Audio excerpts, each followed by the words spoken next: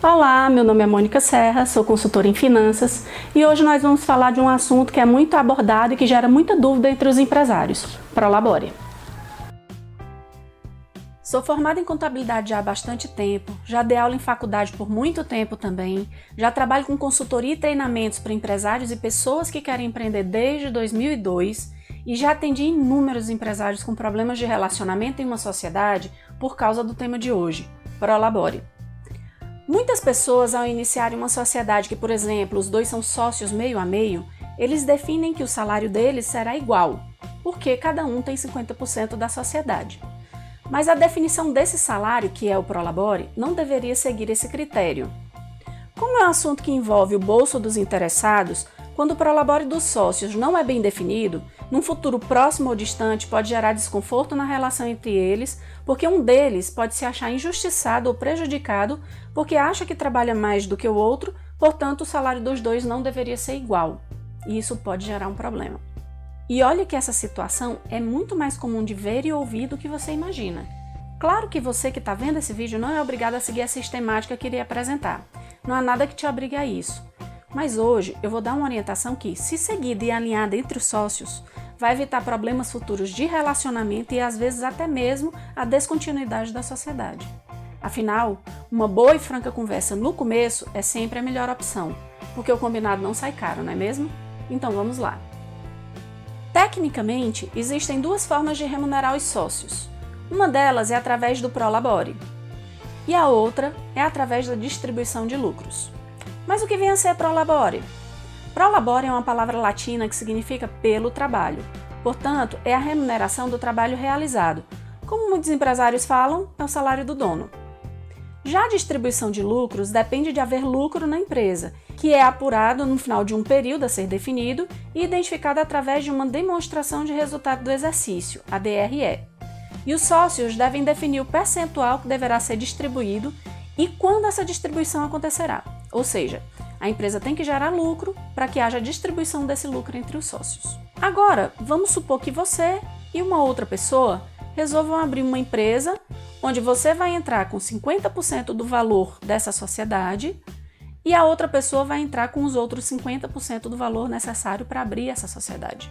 Nesse momento em que vocês dois se uniram, nasceu uma nova pessoa, a pessoa jurídica, com uma sociedade entre duas pessoas de participação igual, 50%, 50%. Mas espera um pouco, isso quer dizer que os dois têm que ganhar o mesmo valor? Muitos empresários que já atendi pensaram dessa forma e assim o fizeram. Definiram prolabores iguais para os dois sócios porque os dois tinham 50% de participação na sociedade cada um. Fazer isso não é proibido, mas isso pode gerar um grande problema no futuro. Precisamos entender que a empresa é a mais importante nessa relação que surgiu.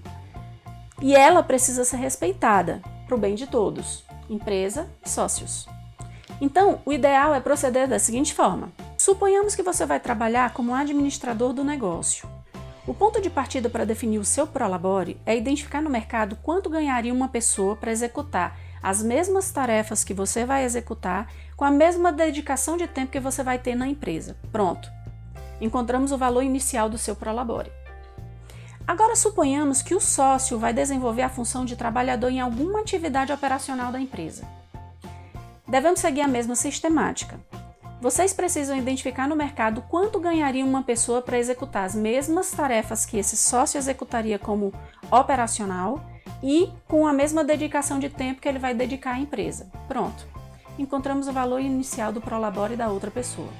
É claro que esses são pontos de partida e o valor final do Prolabore de ambos deve ser definido entre os sócios, mas pensando também na capacidade de pagamento que a empresa tem, nos riscos, entre outras coisas. Ainda há uma longa conversa até que tudo seja efetivamente definido. Vamos imaginar ainda uma outra situação. Vamos imaginar que a outra pessoa não trabalha na empresa, foi apenas um sócio investidor.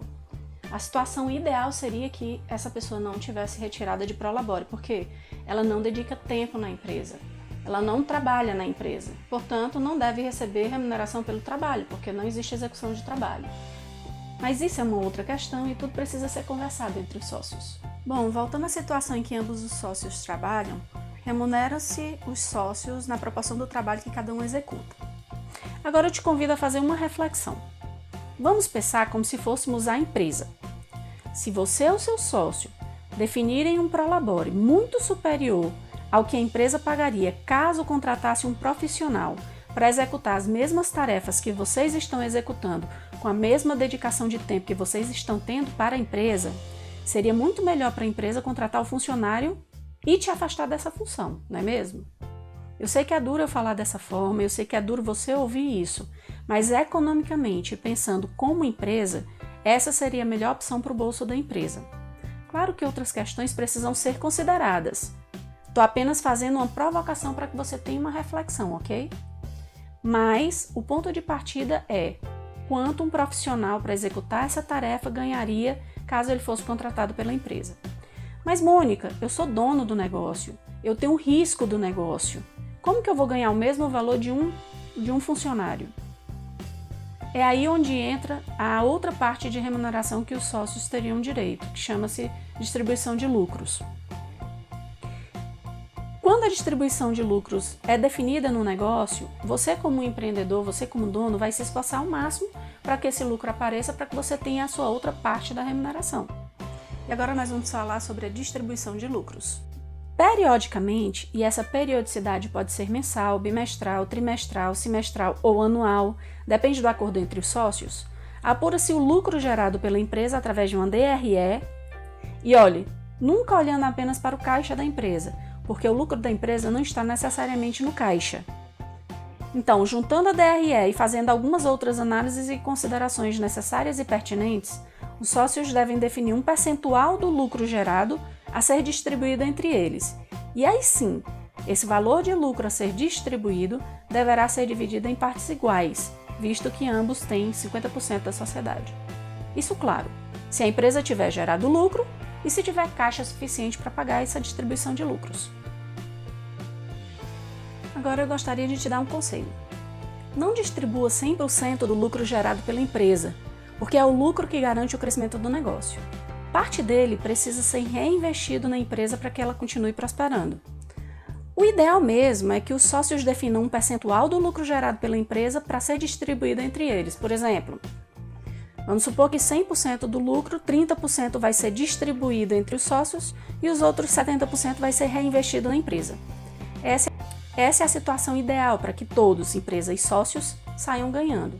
Claro que 30%, 70% foi apenas uma ilustração.